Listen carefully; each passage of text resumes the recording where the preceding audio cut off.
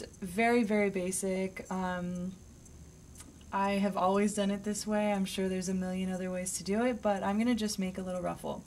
I have already hemmed the edge here. You can do a little baby hem or any kind of like overlock stitch, or you could even leave it raw. Just depends on what your project calls for. And basically what you're going to do is put 2 long gathering stitches into the top of your ruffle, or if it's a pattern you might be gathering something as a skirt, or there's a million ways you can use gathering, but for this example it's just a little piece, a little ruffle. So I'm going to make 2 rows of stitches. I've set my stitch length to 5 here, and I just have it on the straight stitch, and I'm going to put it right on the edge, about 1/8 of an inch away.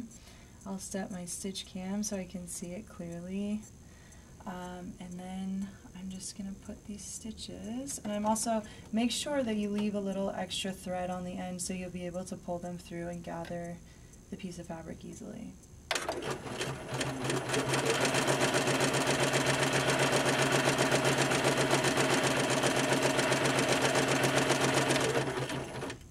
Also make sure not to backstitch, because we're going to be pulling these fabric, or pulling the thread rather, through in order to create the gathers.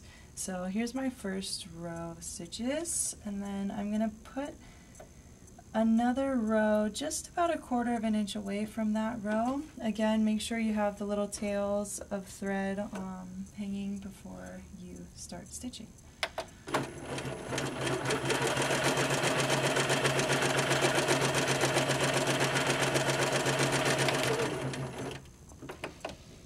And the reason I do 2 rows is just to make sure that the fabric lies flat once it is gathered, because it does become a little bulky, and if it's flat you have a better chance of making it even.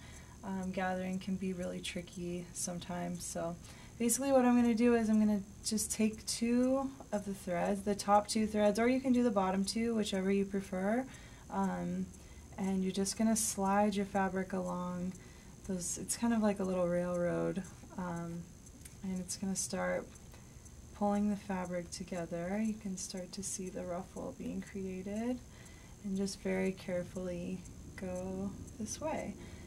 This can be used for a bunch of different things, little skirts, just little frilly details to any project really. And you want to carefully do this because you do not want to lose those threads, because I've broken the threads before and it's so frustrating because you have to do double work and go back and take everything out, so we don't want to do that. So basically, there we have it. Once you have that even, you can go back and top stitch it or insert it into the seam, whatever you'll be doing with your ruffle, but that's basically how you make a ruffle.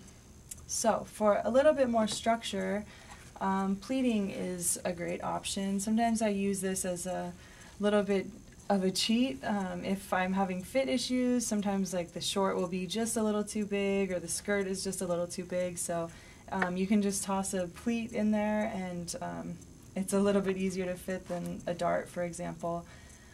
So for this tutorial I have measured out just 3 little pleats here. I wanted to make a 1-inch pleat, which means I marked 2 inches apart because it's going to be folded. So once I fold it over, it's just going to be 1 inch. And then you mark, the next line will be the distance between the pleats. So I just marked 1/2 inch, and then my next pleat will be folded in like this. And again for the 3rd pleat. Once you have these all folded, you can pin them in place if you feel more comfortable that way, or just press them really well. I'm going to pin them quickly. Sometimes they're not as clean as this if you're using it as a little cheat for your pattern piece, or just a project you're trying to finish. You can just fold whatever excess you have and kind of top stitch it in place. I'm sure it's not the most proper way of doing things, but sometimes you just have to get the project done. So here's my little pleats. My edge isn't 100% straight here, but once you have them controlled, you can just top stitch right on top of those pins. So I'm going to take my stitch length back down. I had it pretty high for those ruffles. Just straight stitch all the way across.